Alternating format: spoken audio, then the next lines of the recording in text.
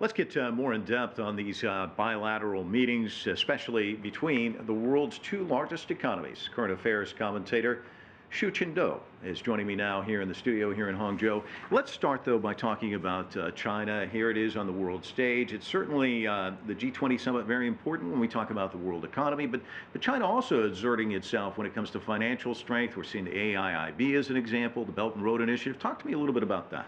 Well, if you look at a little bit of the background of AIIB, this primarily is about the lack of infrastructure investment looking into the next 10, 20 years in Asia. Basically, absolute number of the countries in Asia are developing countries. They need a lot of investment, in particular the infrastructure sector. So there's obviously not enough investment from the World Bank or from Asia Development Bank. So that's why the initiative of AIIB, Asia Infrastructure Investment Bank.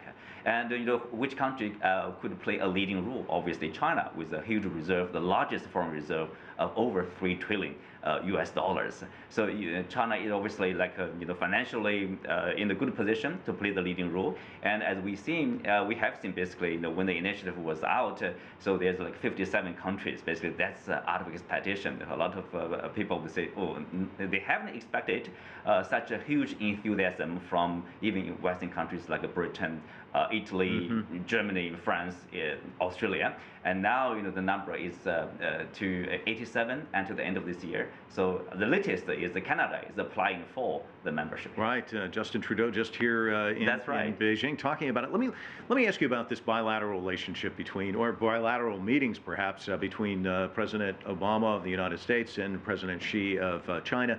This is an important, obviously, event for President Xi. He wants it to go off well. President Obama, it's his last G20 summit. One would hope he wants to leave a lasting legacy. Can they find some areas of cooperation here, do you think? Oh, definitely. There's already information out that basically the two leaders will announce the approval of this climate deal, the clenched last year in Paris. So that's a huge step for the two largest polluters of the world. They are working together, joining hands in fighting the global climate change. This is one of the top priorities for the whole world. I think now we are seeing the largest developing country and the largest developed country, they are working together to help solve this problem. This is for the benefits of humanity. Let me ask you about China, which seems to be going in this direction, and yet you see with Brexit, you see in the UK, they're going this way. The United States, we're hearing a lot of protectionism rhetoric. Talk to me about that and these two forces at play here. Right. If you look at the U.S., alone, the trade protectionism, the talks, the rhetorics, in China, most people see that that's presidential campaign, election rhetoric. People say things will get fun once they get into the White House. They have to face the reality, be rational, be objective. But if you plus the Brexit and trade protectionism, the practice in other countries like Britain, like Australia's rejection of the two Chinese companies bidding for the Osgrade.